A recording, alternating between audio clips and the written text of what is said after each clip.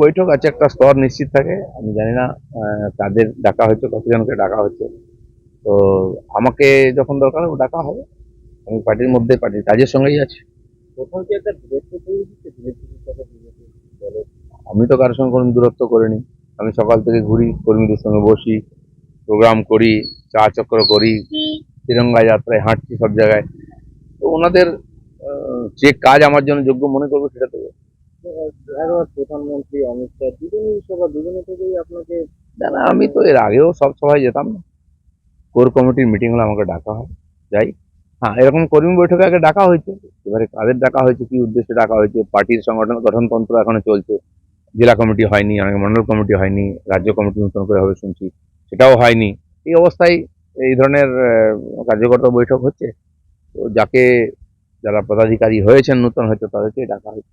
কথাটা খুব তাতে কিছু না। বাকিতে যখন আমাকে যে দায়িত্ব দিচ্ছে আমি সেটা পুরো মন প্রাণ লাগিয়ে করেছি।